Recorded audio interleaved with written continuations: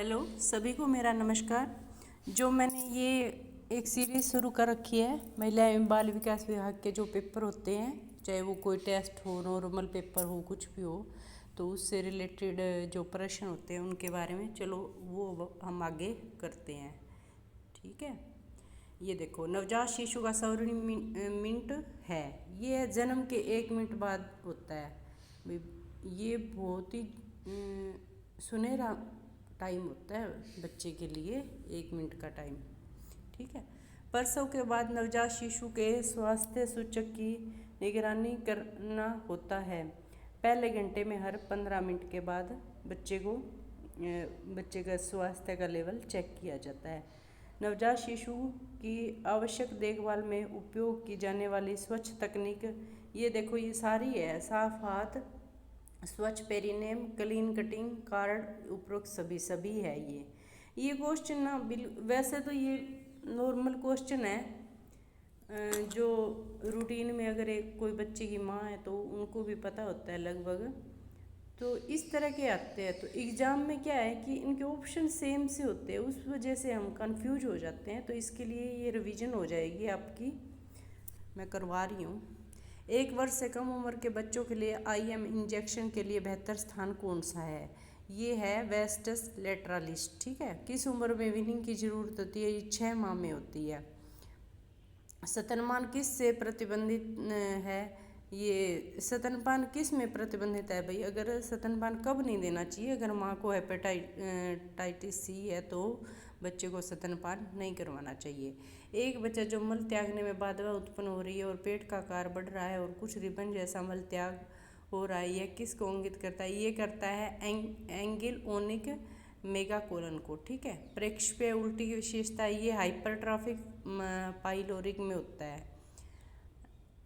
Patent duct ओर्टिरियसस को बंद करने के लिए कौन सी दवाई उपयुक्त है? ये इंडोमेथासिन है।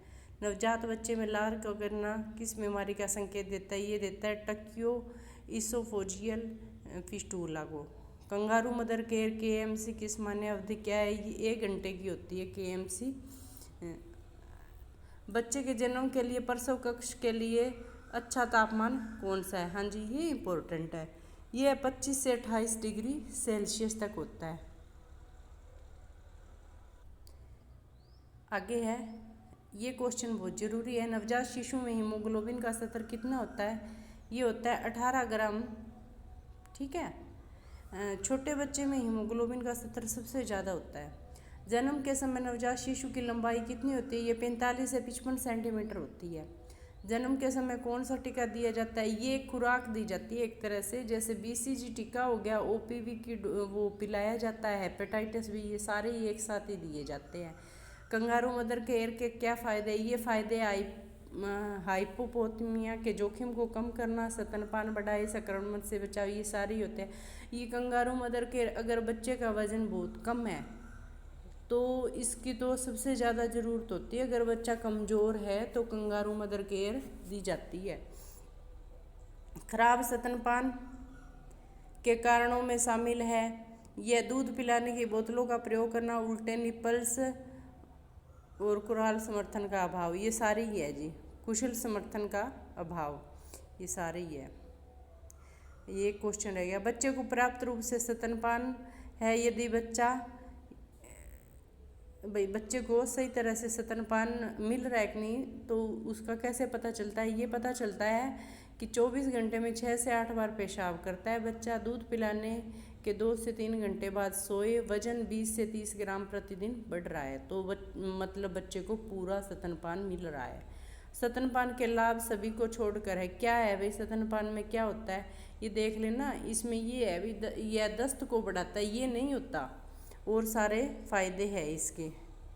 तापमान की निगरानी के लिए नवजात शिशु में उपयोग की जाने वाली सबसे आम साइड ये है एक्सिला। लेबर रूम का सामान्य तापमान ये 26 डिग्री सेल्सियस होना चाहिए। कार्ड काटने के बाद निम्न बातों का ध्यान रखना चाहिए। गर्भनाल पर बिटाडिन घोल लगाए, कुछ भी लागू नहीं। सामान्य खारा गवज लगाना या उपरोक्त से, इसमें कुछ भी लागू नहीं होएगा जी। 1000 ग्राम वजन वाले नवजात शिशु में विटामिन के एडमिनिस्ट्रेटर की कितनी खुराक होती है? ये 0.5 मिलीग्राम होती है। नवजात शिशु में विटामिन के प्रशासन के लिए प्रयुक्त तुंद सुई की संख्या क्या है? ये 26G है। नवजात शिशु में मुंह चूषण की अवधि होती है, ये 3 से 5 सेकंड की होती है। नवजात शिशु में वायु मार्ग खोलने के लिए कौन सी स्थिति दी जाती है? ये स्ट्रीफिंग की स्थिति होती है, स्ट्रीफिंग बोलते हैं इसको, स्ट्रीफिंग कंडीशन की होती है ये।